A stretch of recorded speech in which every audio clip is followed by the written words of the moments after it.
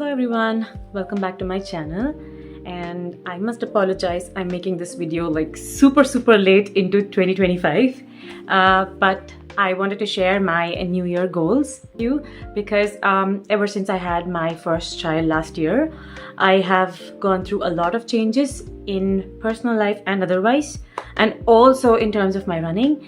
And I really wanted to get back on track. I really wanted to use these New Year resolutions as a way to make myself more accountable and also to be a little bit more disciplined in life, and yeah, hopefully make my running better too.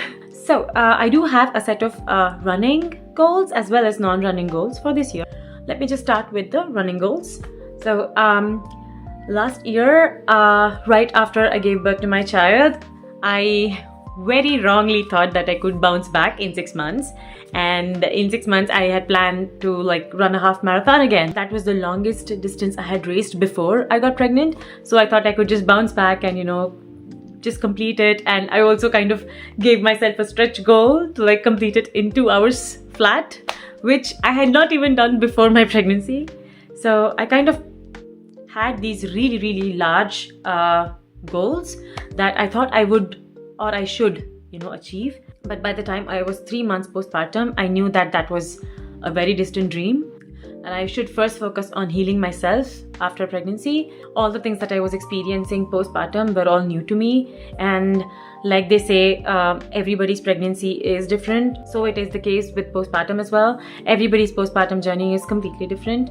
I was active during my pregnancy. I would jog, I would run, I would walk. I would also do prenatal yoga, stretches and all of that. And you would think that with all this preparation I would have a natural childbirth, but I was super wrong.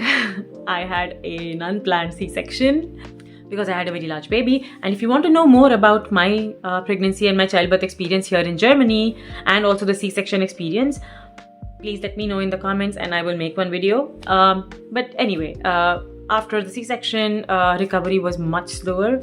I was going through a lot of self-doubt and I was confused because I didn't know how to deal with these postpartum changes in my body. But I just gave up on everything. I generally have a very strong sweet craving, and during pregnancy I just let myself go and I didn't cut back even after the childbirth. And I would tell myself that if you're breastfeeding then you would lose weight, so it doesn't matter. And also during my pregnancy I had low blood sugar, so the doctor would tell me to always keep chocolates in hand, just in case. And I kind of told myself that I generally have low sugar, so let me just keep eating so that I don't end up having a sugar spiral. And yeah, all the ridiculous stories that I could tell myself. And that started taking a toll on my body as well. I felt much more lethargic. I was super tired. I was weak. I couldn't even lift my own baby, which was like 4 kilos at that time. It just kept getting worse and worse as my baby started growing and putting on more weight. So I really had to do something about it. So I used running goals as goals of getting back my fitness levels as well. So instead of having ridiculous unattainable goals like complete 21 kilometers in 2 hours flat, I told myself that it's okay if I can run a 10k by the end of 6 months of my postpartum. So I signed myself up for one in Munich. The Generali Munich half marathon also has a 10k, so I signed up for that one and used the Ulm 10k, the Einstein 10k, as kind of a benchmark. And that was when I got on a serious running plan. Before pregnancy, or before I even turned 30, I had run a lot of half marathons, not even one with a proper training plan. I would just show up on the day of the run and just give it my all, and then collapse for the rest of the day. And this somehow worked for me because I was not responsible for another human before, so it didn't really matter that much. But now it did matter quite a bit. And also I was not confident that I could push myself without any preparation on the day of the race and get it done. I did get myself a runner membership, the runner app that is, and then I got myself on the postnatal plan first, and I did that. And then I was a little bit more confident in doing a 10K plan. So I also got the 10K plan, and then I finished the first 10K, which was the Ulm 10K, with a timing of an hour 5-6 minutes, which was not terrible. Actually, it was actually an average time for a woman in my age category. It felt a little encouraging because it was only 6 months postpartum, and I had just gotten on a plan like 3 months before. I still was proud of my finishing time because I did it while taking care of a baby and while doing a job. Because when my child was 4 months old, I got back to my job. Actually, I switched my career, I switched my company, I switched my job, and while being in probation in my new job, I also balanced the training, the food part, the taking care of the baby part, and all of that. So I kind of was a little proud of the time I made, but I knew that there was scope of improvement, and this was just the beginning. So in the next 2 weeks, I actually cut down on 2 more minutes, and I finished the Munich 10K in 1 hour 4 minutes. I know it's not a lot to shave off, but I really felt much better. Also, the conditions between the two runs was very different. The Ulm one was windy and sunny and dry, whereas the Munich one was raining through and through, and also it was much colder. And also, because there was a rain prediction for Munich, I kind of came prepared, and I had to take out the rain jacket and then put it on and then out and all of that, because when I had the rain jacket on, I was running very hot, and when it wasn't raining, it didn't make sense for me to put on the jacket. So yeah, it was a huge thing, and still I somehow could finish in 1 hour 4 minutes, which also was good. And then I thought, okay, now that I'm 6 months postpartum and I did this, let me have a slightly more ambitious goal for the 12 months postpartum, which was a half marathon, but with no time restrictions. I put myself on a proper half marathon plan from Runner again. For my 12th month postpartum, I signed myself up for the Prague half marathon, which is a super half actually. And I told myself that it's okay to take it easy and to finish it without injury, right? So that was my goal. And then I gave myself another goal at 18 months postpartum. I signed myself up for the Valencia half marathon, which again is another super half. So with Valencia, Prague and Berlin 3 years ago, I would have completed 3 of the 6 super halves. So for this year, I do have Prague coming up in April, and then I have Valencia coming up in October. I also used running as my self-therapy tool, like a self-care ritual if you want, and it made me happy. I also got myself some new shoes. So I moved from a multi-shoe rotation to a single shoe rotation. So I would go one shoe after the other. So basically use one shoe through and through and then just throw it away and then get a new one. So I started with the Nike Vomero 17.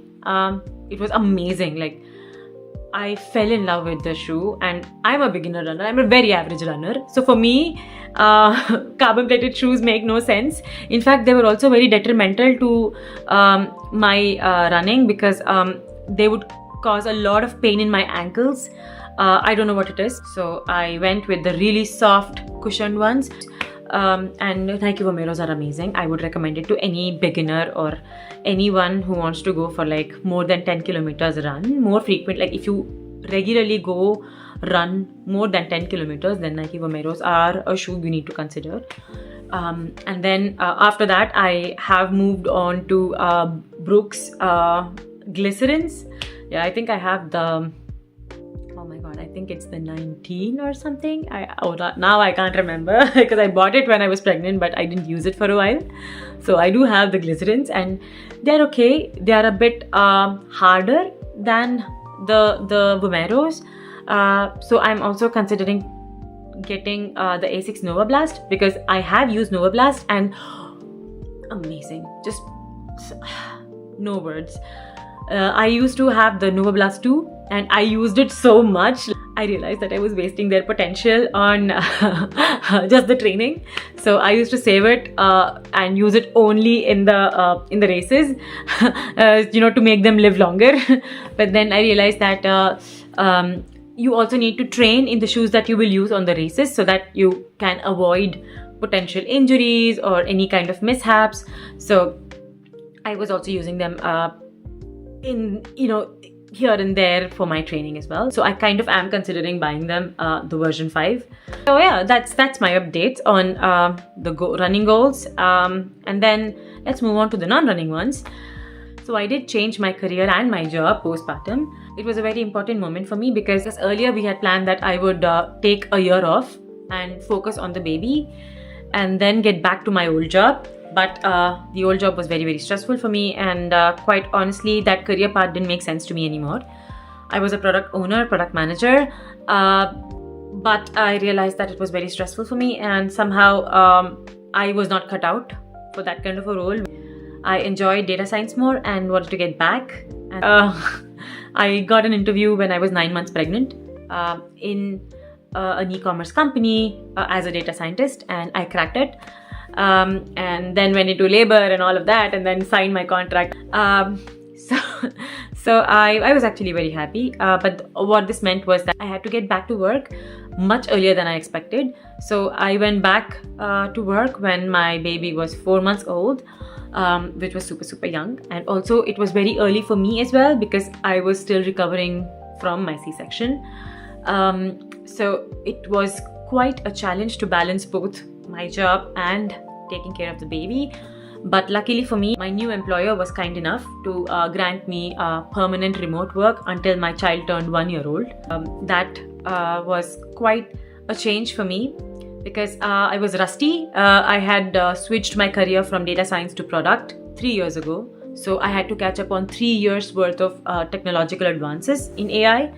And also I had to prove myself during the probation. So in Germany, the first 6 months of your employment is a probation period. It is a trial period for both you and your employer. So either of you can quit the job contract with a 2-week notice. So this always played on my mind. And in these 6 months, I had to prove to my employer that I was worth taking a bet on. And as you know, anywhere in the world, a woman who comes back from maternity generally ends up risking not being taken very seriously. So I was also worried of that. But luckily for me, my manager at the time appreciated the value I brought to the table. And he also saw me as a potential leader. And he also valued my opinion on all the projects that we had taken. And that kind of built my confidence as well. So I decided that this year, I will spend time in acquiring skills that would make me a well-rounded data scientist. So that's also on my 2025 goals. I also have some goals on the family front. We started our family in Germany and not in India where my parents and in-laws live. This was quite challenging for us because both of us were working soon after the baby, and we did not have as much support in terms of babysitting or childcare or anything. Because A, the baby was too young, and B, it was very hard for the parents to come here and stay for that long because the weather, the language, the culture and all of that was quite new and was actually a little bit overwhelming for both parents. So they did come and generously help us in the first couple months, but starting the 3rd month, we were pretty much on our own. It was quite stressful because we hardly had any sleep. Very erratic eating times, very erratic sleeping times, no rest. It was quite a testing time for us. Of course, we also grew a lot as parents, but I think somewhere we kind of let go of these interests that we have, especially we both enjoy travel, and we really wanted to make sure that the child is independent enough. We really wanted to make sure that the baby could adjust to any kind of environment. And now that we were able to achieve that, we are considering traveling a little bit more. We need to travel to Prague and also to Valencia, so looking forward to those trips. But I also want to have a few trips which are not run related, so that there is no pressure on those travels to happen, because with a baby it's very, very hard to plan anything. So I'm really looking forward to these trips. So yeah, I really, really hope that we get to go and travel a little bit more. but yeah, no promises. We just take it as it comes.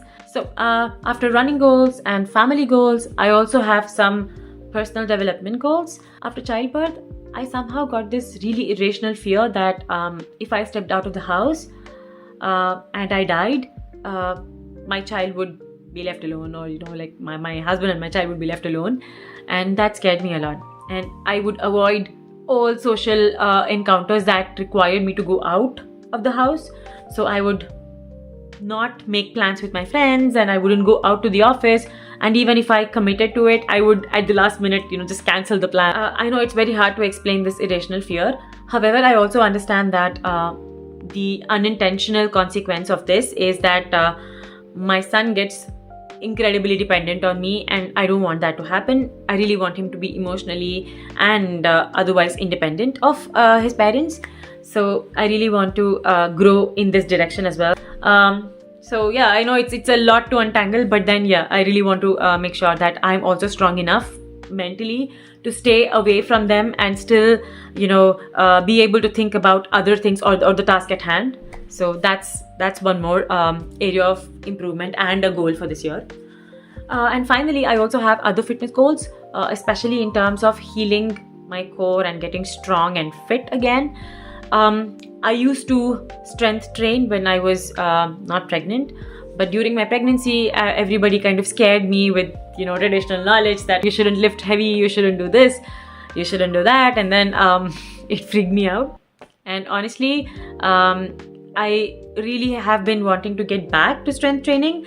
However, because I have a very weak core, like even if I try to lift my child, I pull a muscle in my stomach. So it's kind of really painful and also scary for me. This year, I have made it my goal to slowly get back to resistance training. I know free weights is a little tricky for me right now, because if I get the form wrong or if I go too fast, then I might risk injury. I really want to make sure that I take it slow and easy and still make sure that I'm doing some kind of strength training so that I get stronger and fitter, because I really want to take care of my child and be more involved in his growth. So these are all my goals for 2025, and I will take you along with me on the journey as I try to achieve these goals. So wish me luck, and I'll see you in the next video. Ciao!